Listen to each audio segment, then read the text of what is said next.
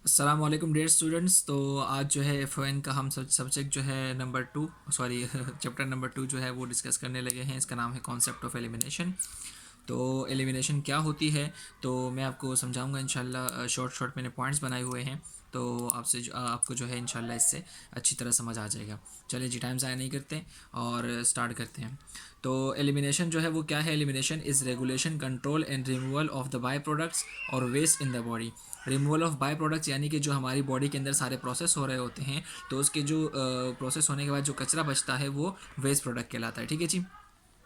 तो by product या waste product कहलाता है। तो उसको रिमूव करना, इसको कंट्रोल करना और उसको रिमूव करना, इसको कहते हैं एलिमिनेशन। ठीक है जी। तो एलिमिनेशन होती है दो किस्म की, एक होती है यूरिनरी, दूसरा होता है बाउल। सही है, यूरिनरी और बाउल। तो बात करते हैं यूरिनरी एलिमिनेशन की कि ये क्या होता है। ये जो है डिपेंड अपॉन, यूरिनरी एलिमिनेशन जो है वो डिपेंड करता है किस पे? अपर यूरिनरी ट्रैक पे और लोअर यूरिनरी ट्रैक पे। अपर यूरिनरी ट्रैक के अंदर आते हैं किडनी और यूरेटर्स। अपर के अंदर आते हैं किडनी और यूरेटर्स, याद रखिएगा, ठीक है। और लोअर के अंदर आते हैं urinary bladder, urethra and pelvic floor. Urinary bladder, urethra and pelvic floor. Pelvic floor जो है वो जहाँ पर पीनिस वगैरह होता है, वजाइना होता है, उसको कहते हैं। ठीक है जी। अच्छा, यूरिनेशन ऑल्सो कॉल्ड मिक्चुरेशन और वाइडिंग। अच्छा, यूरिनेशन जो है उसको हम कहते हैं मिक्चुरेशन भी कहते हैं इसको, और वाइडिंग भी कहते हैं। ठीक है जी। आगे लफ्ज़ यूज़ होगा वाइडिंग, तो परेशान नहीं होइएगा, क्योंकि यूरिनेशन जो है उसको हम वो भी कहते हैं, मिक्चुरेशन भी कहते हैं, MICTURITION, मिक्चुरेशन और वाइडिंग। ठीक है, VOIDING।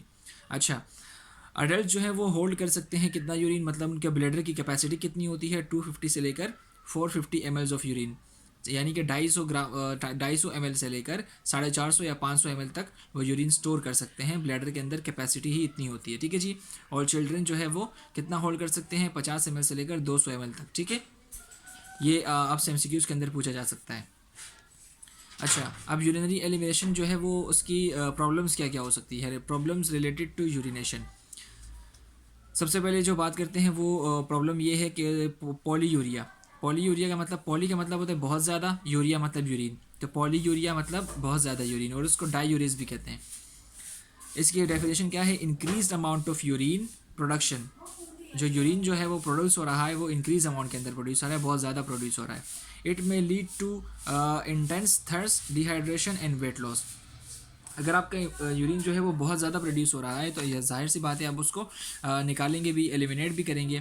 तो जब एलिमिनेट करेंगे बहुत ज़्यादा यूरिन, तो आप क्या कर सकते हैं? आपकी बॉडी को डिहाइड्रेशन हो सकती है, यानी पानी की कमी हो सकती है। ठीक है जी। और आपको प्यास भी लग सकती है, क्योंकि पानी निकल रहा है आपकी बॉडी से, और वेट लॉस भी हो सकता है अगर बहुत ज़्यादा सीवियर केस में चला जाता है। ठीक है जी। पॉलीयूरिया पहला प्रॉब्लम हो गया, और उसको डाईयूरिस भी कहते हैं। दूसरा प्रॉब्लम है हमारे पास ओलिगोयूरिया। अच्छा, जो पॉलीयूरिया है उसका अपोजिट है डिक्रीज यूरिनरी आउटपुट, यानी कि जो यूरिनरी जो प्रोडक्शन है वो कम हो गई है, लेस देन जो है वो 500 ml पर डे हो गई है। ठीक है जी, less than 500 ml per day, यानी कि अगर हम दिन में 500 ml जो है वो उसमें करते हैं, नॉर्मल करते हैं, तो ये उसकी डिक्रीज अमाउंट हो जाती है, लेस देन 500 पर डे। ठीक है। ओलिगो यूरिया के अंदर less than 500 ml per day आप वो करते हैं, कम करते हैं, और 30 ml पर आवर के हिसाब से आप कम करते हैं। ठीक है जी। इसके बाद है एन यूरिया। एन का मतलब होता है, जहाँ भी एन आ जाएगा इसका मतलब होता है एब्सेंट। ठीक है, एन यूरिया यानी absent urea, lack of urine production. आपका यूरिन जो है वो प्रोड्यूस हो ही नहीं रहा, बहुत ही स्मॉल क्वांटिटी में प्रोड्यूस हो रहा है। ठीक है जी। Condition such as UTI, stress and pregnancy can increase urinary output in small quantities 50 to 100 ml। अच्छा, जैसे कि हमारे पास यूटीआई होता है, यानी कि यूरिनरी ट्रैक इन्फेक्शन होता है, स्ट्रेस होता है, कोई एंजाइटी वगैरह होती है, या प्रेगनेंसी, ये क्या करती है? ये यूरिन आउटपुट को कम कर देती है। यूरिन आउटपुट को कम कैसे कर देती है? कि आपको ना थोड़े थोड़े वक्फे के बाद थोड़ा थोड़ा सा यूरिन आ रहा होता है, थोड़े थोड़े वक्फे के बाद थोड़ा थोड़ा यूरिन आ रहा होता है, यानी कि 50 ml आ गया 1 घंटे के बाद, फिर दोबारा 3 घंटे के बाद आपको फिर से 100 ml आ रहा है, फिर इस तरह 1 घंटे के बाद फिर 50 आ रहा है, इस तरह। तो स्मॉल क्वान्टिटीज़ के अंदर आपका आउटपुट जो है वो बाहर निकल रहा होता है। ठीक है जी। एन यूरिया ये होता है, सॉरी एन यूरिया नहीं, ये एक कंडीशन है, नोट है। एन यूरिया जो है वो लेक ऑफ यूरिन प्रोडक्शन, यानी आपको यूरिन आ ही नहीं रहा, पूरा दिन नहीं आ रहा, और पूरा 2 दिन हो गया आपको यूरिन ही नहीं आ रहा, तो ये अलग किस्म के मसले हैं। ठीक है, ये एक पॉइंट है, नोट है। इसके बाद है नॉक्टूरिया। ठीक है, इट इज़ वाइडिंग 2 और मोर टाइम्स एट नाइट। रात के टाइम पे रात के टाइम पे 2 या 2 से ज़्यादा जो है बार आप जा रहे हैं, वॉशरूम जा रहे हैं, बार बार यूरिन आ रहा है आपको, तो इसको कहते हैं नॉक्टूरिया। ठीक है, रात को आ रहा है तो नॉक्टूरिया। ठीक है जी। अच्छा, इसको एक्सप्रेस कैसे करते हैं? आप किसी को बताओगे कि नॉक्टूरिया कितनी दफ़ा हुआ है, डॉक्टर आपसे पूछेगा, तो आप उसको बताओगे कि नॉक्टूरिया बाय 5। जैसे मिसाल के तौर पर जो पेशेंट है वो रात को 5 दफ़ा गया है वॉशरूम, तो नॉक्टूरिया मल्टीप्लाई बाय 5, नॉक्टूरिया 5। अगर वो 6 दफ़ा गया है तो नॉक्टूरिया 6। अगर वो 1 दफ़ा गया है तो नॉक्टूरिया 1। ठीक है, समझ आ गई? इसको इस तरह एक्सप्रेस करते हैं, इसकी ये टर्म जो है ये इसको एक्सप्रेस इस तरह करते हैं। ठीक है जी। नॉक्टूरिया क्या है? वॉइडिंग 2 और मोर टाइम्स एट नाइट। अब 2 या 2 से ज़्यादा दफ़ा आप नाइट में वॉशरूम जा रहे हैं। ठीक है। अच्छा, अर्जेंसी। अर्जेंसी जो है आपको जैसे अर्जेंट से निकला है अर्जेंसी, तो sudden and strong desire of voiding, अचानक और बहुत ज़्यादा आपको जो है शिद्दत से महसूस होने लगे कि अब मुझे वॉशरूम जाना है, तो उसको कहते हैं अर्जेंसी। ठीक है जी। डिसयूरिया। डिसयूरिया क्या है कि पेनफुल और डिफ़िकल्ट वॉइडिंग, यानी कि आप वॉशरूम तो पास कर रहे हैं, यूरिन तो पास कर रहे हैं, लेकिन पेनफुल है वो, डिफ़िकल्ट है, डिफ़िकल्ट सी मुश्किल से जो है वो निकल रहा है, तो उसको कहते हैं डिसयूरिया। ठीक है जी। डिस जहाँ भी आएगा इसका मतलब होता है कोई ना कोई मसला है। ठीक है, और यूरिया मतलब यूरिन, तो यूरिन के अंदर कोई मसला है। अच्छा, वार्डिंग। क्लाइंट में फील आइदर पिंचिंग और बर्निंग सेंसेशन वाइल वाइडिंग। जब क्लाइंट जो है आपका जो पेशेंट है वो क्या फील कर रहा होगा, या पिंचिंग जो है यूरिन पास करते हुए उसको पिंच सा महसूस हो रहा होगा, जैसे कोई चीज़ चुभ रही हो, और बर्निंग सेंसेशन जो है वो भी फील कर सकता है वाइडिंग के दौरान। वाइडिंग मतलब यूरिन पास करते हुए। ठीक है जी। डिसयूरिया समझ आ गया होगा, डिफ़िकल्ट और पेनफुल वाइडिंग। अच्छा, इसके बाद है एन्यूरेसिस। एन्यूरेसिस का मतलब होता है इनवॉलेंट्री यूरिनेशन इन बेड। ठीक है जी। इनवॉलेंट्री यानी कि जो कुछ पेशेंट्स होते हैं वो रात को जब सो रहे होते हैं तो वो बिस्तर गीला कर देते हैं, तो इसको कहते हैं एन्यूरेसिस। ठीक है, इनवॉलेंट्री यूरिनेशन यानी खुद ब खुद यूरिनेशन हो गई बेड के अंदर, तो इनवॉलेंट्री यूरिनेशन जो है वो बेड के अंदर हो रही है, तो उसको कहते हैं एन्यूरेसिस। ठीक है जी। अच्छा, अब वो एक लंबा सा टॉपिक है यूरिन के हवाले से, इसको हम डिफ़ाइन करते हैं। तो इसका नाम है यूरिनरी इनकंटिनेंस। यूरिनरी इनकंटिनेंस का मतलब ये होता है कि जो आपका जो यूरिन है वो आपके कंट्रोल में नहीं है। ठीक है, आपका जो यूरिन है वो आपके कंट्रोल में नहीं है। लीकेज ऑफ यूरिन और लॉस ऑफ ब्लैडर कंट्रोल। ठीक है, लीकेज ऑफ यूरिन मतलब आपका जो यूरेथ्रा है वो आपके कंट्रोल में ज़्यादा नहीं है, तो आपके ना स्मॉल ड्रॉप्स ऑफ यूरिन जो है वो पास होते जाते हैं, तो लीकेज ऑफ यूरिन और लॉस ऑफ ब्लैडर कंट्रोल। ठीक है जी। आपको ब्लैडर भी जो है वो आपके कंट्रोल में नहीं होता, तो इसको कहते हैं यूरिनरी इनकंटिनेंस, यानी आपका जो यूरिनरी सिस्टम है वो आपके कंट्रोल में नहीं है। ठीक है जी। टाइप्स ऑफ यूरिनरी इनकंटिनेंस क्या होता है? एक होता है स्ट्रेस यूआई यानी कि stress urinary incontinence, urge urinary incontinence, mixed urinary incontinence और ओवरफ्लो यूरिनरी इनकंटिनेंस। अच्छा, स्ट्रेस का मतलब ये होता है कि to put pressure on bladder, stress to put pressure on bladder, coming out urine drops when laughing, coughing और sneezing. बाज़ औक़ात क्या होता है कि जो कोई आपको बहुत ज़्यादा हंसा रहा होता है तो आप उसको बोलते हैं कि यार मुझे मत हंसाओ, मेरा पेशाब निकल जाएगा, तो इसका मतलब ये होता है कि जो आपके जो ब्लैडर है उस पर स्ट्रेस यूरिनरी इनकंटिनेंस हो रहा है। आप जब हंस रहे हो या आप जब छींक रहे हो या आप जब खांसी कर रहे हो तो आपके ब्लैडर पर जोर पड़ रहा है, तो उस जोर की वजह से आपका यूरिनरी इनकंटिनेंस हो रहा है और आप जो है यूरिन के ड्रॉप्स आप पास आउट कर रहे हैं। ठीक है, तो उसको कहते हैं ये स्ट्रेस UI यानी कि स्ट्रेस यूरिनरी इनकंटिनेंस। ठीक है जी। SUI भी कहते हैं इसको। दूसरा है अर्ज यूरिनरी इनकंटिनेंस, यानी अर्ज का मतलब इमरजेंसी वाला, मतलब यानी कि जल्दी। ठीक है, inability to stop micturition.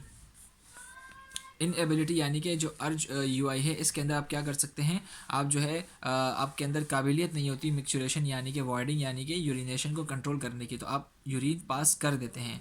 It range from few drops to soaking of undergarments. इसकी रेंज होती है या तो कुछ ड्रॉप्स भी निकल सकते हैं या आपका जो अंडर गारमेंट है यानी कि अंडरवेयर वगैरह वो भी गीला हो सकता है। ठीक है जी, पूरा का पूरा गीला हो सकता है। Either cause by nerve damage, infection और ट्रॉमा। ये क्या क्या कॉज हो सकते हैं अर्ज इनकंटिनेंस के? तो इसके कॉज हो सकते हैं या तो आपका नर्व डैमेज होगा, यानी कि अगर नर्व डैमेज होगा तो आपका जो ब्रेन है वो सिग्नल नहीं दे पाएगा कि आपके यूरिथ्रा को कि आप उसको कंट्रोल करें। ठीक है जी, तो जब सिग्नल नहीं दे पाएगा तो वो मूव करता रहेगा और यूरिन पास करता रहेगा। इन्फेक्शन हो सकता है कोई और ट्रॉमा हो सकता है। ठीक है जी।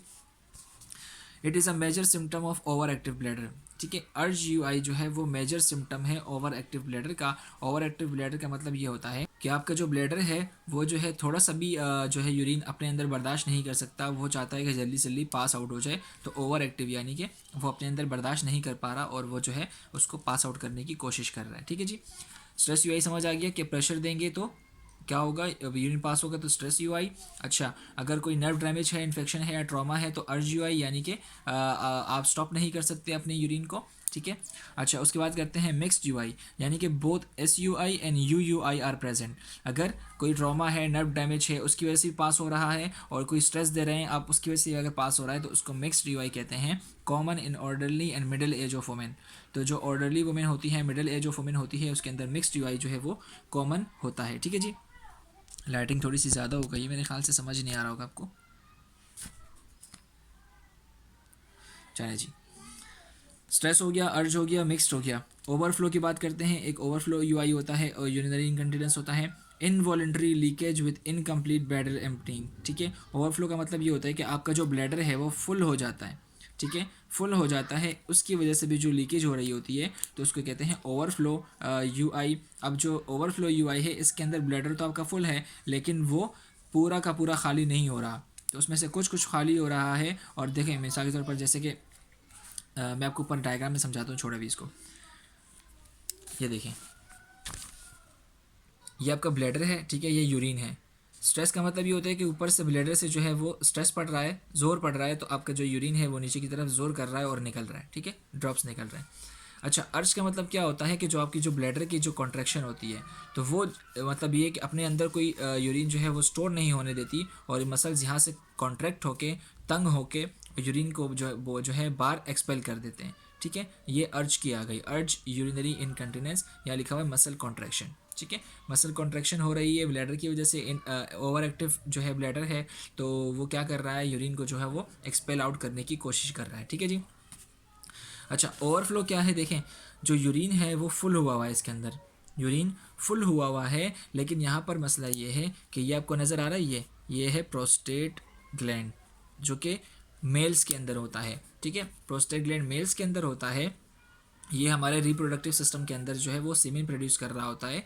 तो ये जो ग्लैंड है ये क्या कर रहा है, ये जो इनलार्ज हो जाता है ये ग्लैंड। ठीक है, ये ग्लैंड जो है वो बड़ा हो जाता है। इस ग्लैंड के बड़ा होने की वजह से जो यूरिथ्रा का रास्ता है, यूरिथ्रा का जो रास्ता है वो तंग हो जाता है। ठीक है, तो इसलिए एक साथ ही पूरा ब्लैडर खाली नहीं होता बल्कि थोड़ा सा खाली होता है और ऊपर से और यूरिन आ जाता है तो ये फिर भर जाता है, फिर थोड़ा सा खाली होता है तो फिर ऊपर से यूरिन आ जाता है। तो ये ब्लैडर कंटिन्यूस जो है वो थोड़ा थोड़ा करके निकाल रहा होता है और जो है फुल खाली नहीं होता, तो उसके कहते हैं ओवरफ्लो, ओवरफ्लो यूरिनरी इनकंटिनेंस। ठीक है जी, यहाँ पर जोर पड़ रहा है ऊपर से, यहाँ पर जो है मसल खुद ही कॉन्ट्रैक्ट कर रहे हैं और यहाँ पर जो है वो प्रोस्टेट जो है वो बड़ा हो गया है, जिसकी वजह से यूरेथ्रा का जो लाइनिंग है, यूरेथ्रा जो है वो सुकड़ गया है। ठीक है, इस वजह से सही पास नहीं हो रहा। तो उम्मीद करते हैं ओवरफ्लो आपको समझ आ गया होगा। ठीक है जी, ड्यू टू, ये देखें लिखा हुआ है due to enlarge prostate, prostate gland अगर इनलार्ज हो गया है तो यूरेथ्रा जो है वो तंग हो जाएगा और यूरेथ्रा तंग हो जाएगा तो एक साथ ब्लैडर खाली नहीं होगा बल्कि थोड़ा थोड़ा करके खाली होता रहेगा और ड्रॉप्स निकलते रहेंगे और ऊपर से और भरता रहेगा। अब स्टूडेंट्स एक टर्म दी हुई है यूरिनरी रिटेंशन की। यूरिनरी मतलब यूरिन, रिटेंशन मतलब होल्ड करना। ठीक है, तो bladder is full due to accumulation of urine. Urine retention क्या है, एक्यूमुलेशन ऑफ यूरिन यानी जमा होना यूरिन का ब्लैडर के अंदर, तो ये है urinary retention. Cause by prostate hypertrophy, sensory surgery और मेडिकेशन। यूरिनरी रिटेंशन किस वजह से हो सकती है, जमा किस वजह से हो सकता है, बाहर नहीं निकल रहा, क्यों नहीं निकल रहा, तो इसकी वजह ये हो सकती है कि प्रोस्टेट जो है वो इनलार्ज हो गया है, यानी कि मैंने जैसे आपको पहले बताया ओवरफ्लो यूआई के अंदर के जो प्रोस्टेट ग्लैंड होता है वो हाइपरट्रोफी यानी कि इनलार्ज हो जाता है, तो इसकी वजह से वो यूरिन सही से निकल नहीं रहा होता और यूरिनरी ब्लैडर जो है आपका फुल होता है। कोई सर्जरी वगैरह हुई है, ठीक है, उसकी वजह से ब्लैडर सही से काम नहीं कर रहा और बाहर नहीं निकल रहा, क्या ये कोई मेडिकेशन जो है उसका कोई इफेक्ट हो सकता है यूरिनरी रिटेंशन। ठीक है, अच्छा ब्लैडर जो है इस फर्म एंड डिस्टेंडेड, आपका जो ब्लैडर है वो सख्त हो रहा होगा। ठीक है, आप हाथ लगाएंगे तो आपको बहुत सख्त महसूस हो रहा होगा। अच्छा, पेशेंट में एक्सपीरियंस ओवरफ्लो इनकंटिनेंस, पुरानी वाली बात हो गई कि पेशेंट जो है वो ओवरफ्लो इनकंटिनेंस एक्सपीरियंस कर सकता है। Factors influencing urinary elimination, factors क्या हैं यूरिनरी एलिमिनेशन को जो या तो कम करेंगी या ज़्यादा करेंगी।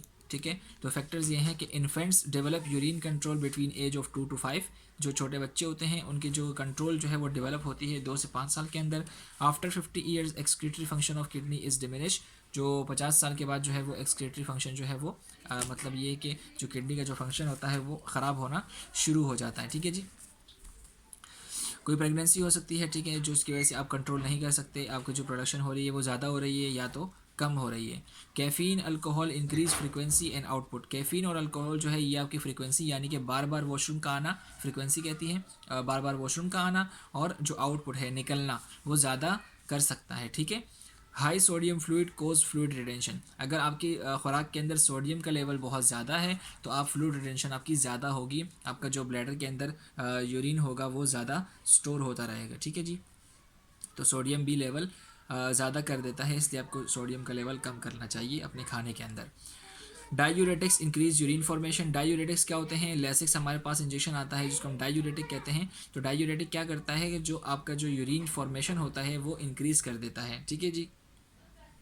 वो इंक्रीज़ कैसे करता है, तो डायूरेटिक्स जो है वो इंक्रीज़ इस तरह से करता है कि आपका जो हमारे पास ट्यूब्यूल्स होते हैं, आपने नेफ्रॉन का किडनी का स्ट्रक्चर पढ़ा होगा, तो वहाँ पर हमारे पास कुछ ट्यूब्यूल्स होते हैं, कुछ ट्यूब्स होती हैं, तो उस ट्यूब से जो है वाटर जो है वो रीअब्जॉर्ब हो रहा होता है, ठीक है। नॉर्मल जो बंदे का है वो रीअब्जॉर्ब हो रहा होता है, ठीक है जी। तो जो डायूरेटिक्स होते हैं वो क्या करते हैं, उस ट्यूब से जो है वाटर को रीअब्जॉर्ब को रोकते हैं, ठीक है। उस ट्यूब से वाटर को रीअब्जॉर्ब नहीं होने देते, जिसकी वजह से वो पानी जो है वो यूरिन के अंदर निकल रहा होता है और साथ साथ जो है वो यूरिन भी बन रहा होता है और निकल रहा होता है। तो डायूरेटिक जो है वो इंक्रीज़ कर देता है यूरिन फॉर्मेशन की, ठीक है। अच्छा, अब बात करते हैं नर्सिंग केयर प्रोसेस की, कि जो है अब सारी प्रॉब्लम तो पता चल गई हमें क्या क्या प्रॉब्लम हो सकती है, तो अब इसकी नर्सिंग केयर क्या होगी, ठीक है जी। तो सबसे पहले असेसमेंट आ जाता है, नर्सिंग केयर प्रोसेस का आपको पता है कि सबसे पहले असेसमेंट आता है, फिर जो है क्या कहते हैं डायग्नोज आता है, फिर प्लानिंग आता है, इम्प्लीमेंटेशन आती है, फिर जो है एवेल्यूएशन आती है, ठीक है जी। तो असेसमेंट सबसे पहले करना है। तो सब्जेक्टिव डेटा क्या होगा, सब्जेक्टिव डेटा वो होगा जो आपको पेशेंट प्रोवाइड करेगा, और ऑब्जेक्टिव डेटा वो होगा जो आप खुद जो है वो करेंगे, ऑब्जर्व करेंगे, ठीक है जी। तो सब्जेक्टिव डेटा आप सबसे पहले पेशेंट से कलेक्ट करेंगे कि आप उससे पूछेंगे आपका वार्डिंग पैटर्न क्या है, ठीक है, फ्रीक्वेंसी क्या है, अपीयरेंस क्या है, पेशाब का कलर कैसा है, कितनी दफ़ा जाते हैं, और पैटर्न क्या है आपका, ठीक है जी। अच्छा, ये क्या है, पास्ट और करंट प्रॉब्लम्स, पास्ट यानी कि जो पुराने कोई मसला है या जो करंट प्रॉब्लम्स हैं दोनों को आप वो करेंगे, उससे पूछेंगे कि पुराना कोई मसला हो सकता है आपको या अभी कोई मसला शुरू हुआ है आपका, तो आप उससे ये पूछेंगे, ठीक है। अबाउट यूरिन पूछेंगे। अच्छा, how would you describe your urine, colour wise, clarity, cloudy, transparent, order, आप उससे पूछेंगे कि आप अपने यूरिन को कैसे डिफाइन करेंगे। अगर मैं आपसे पूछूँ कि आपका यूरिन कैसा है तो आप उसको क्या बोलेंगे, कलर है, कलर वाइज कैसा है, डार्क है, पेल है, येलो है, कैसा है, क्लैरिटी क्या है उसकी, और क्लाउडी है यानी कि धुंधला धुंधला सा है, या ट्रांसपेरेंट है, उसकी स्मेल कैसी है, ठीक है। ये आप सारी चीज़ें पेशेंट से पूछेंगे सब्जेक्टिव डेटा के अंदर। ऑब्जेक्टिव डेटा के अंदर आता है पल्पेशन और percussion of bladder in kidney, आप उसको लिटाएंगे और आप उसके ब्लैडर को चेक करेंगे। पल्पेशन जो है हाथ से चेक करेंगे, और परकशन का मतलब होता है कि इंस्ट्रूमेंट यूज़ करेंगे, कोई स्टेथोस्कोप यूज़ करेंगे उसको सुनने के लिए, ठीक है जी। ब्लैडर और किडनी को, ठीक है। Inspection of urogenital for swelling and discharge, आप उसके जो यूरोजेनेटल एरिया होता है यानी कि उसके जो टांगों के बीच का एरिया होता है, आप उसको देखेंगे कि वहाँ पर कोई स्वेलिंग तो नहीं है, कोई डिस्चार्ज तो नहीं है, ठीक है। और अल्ट्रासाउंड कराएंगे उसका, ब्लैडर का अल्ट्रासाउंड कराएंगे कि ब्लैडर के अंदर कोई मसला तो नहीं है, ठीक है। तो ये सब ऑब्जेक्टिव डेटा है जो आपको खुद कलेक्ट करना पड़ता है, ठीक है जी। अच्छा, अब कुछ डायग्नोसिस टेस्ट होते हैं, उसके अंदर आता है urine DR, urine culture, 24 hour urine test, urea creatinine, और बन ब्लड यूरिया नाइट्रोजन, ठीक है जी। यूरिन डीआर के अंदर आपको डिटेल रिपोर्ट पता चलती है सबकी। यूरिन कल्चर के अंदर आपको पता चलता है कि बैक्टीरिया कौन सा है, ठीक है। 24 आवर यूरिन टेस्ट के अंदर आपको जो है इसी तरह का क्या पता चलता है, to see how much creatine clears through the kidney. 24 hour urine test जो होता है इसके अंदर आपको पता चलता है कि पूरे दिन के अंदर किडनी से क्रिएटिन कितना क्लियर हुआ है, यानी कि जो बॉडी के अंदर जो क्रिएटिन होता है वो कितना बाहर निकला है, कितना एक्सपेल किया है किडनी ने, ठीक है जी। ये टेस्ट होता है। अच्छा, यूरिया क्रिएटिन देखते हैं, यूरिया बड़ा होगा तो मसला, क्रिएटिन बड़ा होगा तो मसला। अच्छा, बन ब्लड यूरिया नाइट्रोजन, ब्लड के अंदर कितना यूरिया और नाइट्रोजन मौजूद है, ये भी जो है यूरिन टेस्ट के अंदर आते हैं, ठीक है जी। अब कुछ एमसीक्यूज के हवाले से इंपॉर्टेंट पॉइंट है कि normally kidney produce urine 60 ml per hour और 15 ml पर डे, ठीक है, 60 ml पर आवर के हिसाब से, और 1500 ml पर डे के हिसाब से जो है नॉर्मल किडनी प्रोड्यूस करती है यूरिन। यानी कि अगर 500 उसकी कैपेसिटी है तो 1500 ml यानी कि दिन में 3 दफ़ा आपको चाहिए वॉशरूम जाएँ आप। लेकिन हमारे पास मसला ये है कि हम इतना पानी पीते ही नहीं है, तो किडनी प्रोड्यूस कहाँ से करेगी, ठीक है जी। इसलिए जो है वो हमारे पास 15 ml 100 ml पर डे नहीं होता, बल्कि हम ज़्यादा से ज़्यादा 2 दफ़ा चले जाते हैं वॉशरूम। तो 15 ml 100 ml जो है पर डे के हिसाब से आपका नॉर्मल होना चाहिए, और 60 ml पर आवर के हिसाब से प्रोडक्शन होनी चाहिए यूरिन की। Urine output less than 30 ml per hour में इंडिकेट लो ब्लड वॉल्यूम और किडनी मॉल फंक्शन। अगर आपका यूरिन जो है वो 30 ml पर आवर के हिसाब से 30 ml पर आवर के हिसाब से जो है नीचे है, यानी कि 60 ml पर आवर के हिसाब से बनना चाहिए, लेकिन आपका जो यूरिन है वो 30 ml पर आवर के हिसाब से बन रहा है, तो ये इंडिकेशन हो सकती है कि आपका जो ब्लड के अंदर जो पानी है वो बहुत कम है, लो ब्लड वॉल्यूम है, पानी बहुत कम है, डिहाइड्रेशन है आपको, और किडनी मॉल फंक्शन या आपकी किडनी सही से काम नहीं कर रही, ठीक है जी। ये बेसिकली आईसीयू के अंदर हम देखते हैं पेशेंट का जो आउटपुट है वो इसलिए देखते हैं कि इसका आउटपुट कितना है, किडनी सही काम कर रही है, कोई मसला तो नहीं है, डिहाइड्रेशन तो नहीं है, तो इसलिए आईसीयू के अंदर जो है ख़ास तौर पर हमें नर्सिस को देखना पड़ता है, ठीक है। अच्छा, डायग्नोसिस क्या हो सकती है कि रिस्क फॉर इन्फेक्शन। अगर जो है ये सारी चीज़ें हो रही हैं तो इसका मतलब कोई ना कोई इन्फेक्शन मौजूद है, हमने ये डायग्नोस किया है, नर्सिंग डायग्नोस है, ठीक है जी। उसके बाद हम करेंगे क्या, अगर आपको सारी चीज़ें पता चल गई, कोई इन्फेक्शन भी पता चल गया, तो आप करेंगे क्या, ठीक है जी। अब क्या करेंगे, इम्प्लीमेंटेशन क्या करेंगे। प्रोमोट एडिक्वेट फ्लूइड इनटेक, आप उसको बोलेंगे ज़्यादा से ज़्यादा फ्लूइड लो, ठीक है जी। Daily intake to 1500 ml for most adult, 1500 ml यानी कि 1.5 किलोग्राम ऑफ वाटर आप जो है उनको बोलें कि आप रोज़ लें, ठीक है, एडल्ट के लिए। Client who are at risk of UTI और calculi should consume 2000 to 3000 ml daily. अगर कोई क्लाइंट है उसको यूटीआई हुआ है और उसका कोई किडनी स्टोन है, कैलकुलाई यानी कि किडनी स्टोन है, तो उसको हम बोलेंगे कि आप 2000 से 3000 ml यानी कि 2 kg से 2 लीटर से 3 लीटर्स जो है वो आप डेली पानी पिएँ। मेंटेन नॉर्मल अवॉइडिंग हैबिट, आप जो है बार बार पेशाब करने जाएं, मेंटेन करें नॉर्मल अवॉइडिंग हैबिट को, आप कंट्रोल उसको रोकें ना पेशाब को, ठीक है। Promoting adequate fluid intake, promote करें एडिक्वेट फ्लूइड इनटेक यानी कि आप उसको ज़्यादा से ज़्यादा बोलें कि पानी वगैरह ज़्यादा पिएँ। Kegel exercise done for pelvic floor straightening, अगर उसके पेल्विक फ्लोर यानी कि मसल्स में कोई मसला है जो कि सही हो सकता है एक्सरसाइज से, तो एक एक्सरसाइज आती है कीगल एक्सरसाइज के नाम से, ये आप गूगल पे देख लें, मैं आपको यहाँ पिक्चर नहीं दिखा सकता फिलहाल, पता नहीं क्या है तो नहीं दिखा सकता। तो कीगल एक्सरसाइज होती है, तो ये जो है आप जाके गूगल पे देख लेंगे क्या एक्सरसाइज होती है, तो ये पेल्विक फ्लोर की स्ट्रेटनिंग के लिए ज़रूरी है, ठीक है जी। Urine dipstick test is perform to diagnose the UTI, kidney problems and diabetes. एक यूरिन ड्रिप स्टिक टेस्ट होता है, यानी कि एक स्टिक होती है इतनी लंबी सी, उसके ऊपर कलर्स मौजूद होते हैं, ठीक है जी। तो उस कलर्स जो है उसको एक सोल्यूशन देते हैं साथ, उस सोल्यूशन के अंदर डिप करते हैं और फिर देखते हैं कलर को। तो जो मतलब उसको जो मुख्तलिफ़ कलर होते हैं वो मुख्तलिफ़ चीज़ों को इंडिकेट कर रहे होते हैं, तो आपके अंदर उसके ड्रिप स्टिक के अंदर आप यूटीआई को इंडिकेट कर सकते हैं, किडनी प्रॉब्लम्स को इंडिकेट कर सकते हैं, डायबिटीज़ को जो है इंडिकेट कर सकते हैं कि जो यूरिन है सोल्यूशन जो है वो यूरिन होता है, तो यूरिन जो है यूरिन के अंदर ड्रिप करके देखते हैं कि उसके अंदर डायबिटीज़ तो नहीं है, किडनी प्रॉब्लम्स तो नहीं है, यूटीआई तो नहीं है, ठीक है जी। Increase fluid intake may be contraindicated for patient with kidney failures. इसका मतलब ये होता है कि हाँ, अगर कोई किसी क्लाइंट को किडनी फेलियर है यानी उसके किडनी के अंदर कोई मसला है, तो आप उसको इंक्रीज फ्लूइड नहीं दे सकते, क्योंकि इंक्रीज फ्लूइड देंगे तो किडनी फेलियर है यानी कि किडनी काम नहीं कर रही उसको, तो फ्लूइड कहाँ से वो फिल्टर आउट करेगा, तो आप उसको फ्लूइड जो है ज़्यादा नहीं दे सकते, ठीक है जी। तो उम्मीद करता हूँ आज के लिए इतना समझ आ गया होगा यूरिनरी एलिमिनेशन। नेक्स्ट वीडियो के अंदर इंशाल्लाह फीकल एलिमिनेशन डिस्कस करेंगे, और वो ज़्यादा इजी है, ठीक है। यूरिनरी के अंदर जो मैंने पॉइंट्स बताए हैं आपको, जो प्रॉब्लम्स हैं वो लाजमी जो है याद रखिएगा, ठीक है जी। तो आपसे मिलते हैं नेक्स्ट वीडियो के अंदर, तब तक अपना ख्याल रखें, अल्लाह हाफ़िज़, दुआ में याद रखें।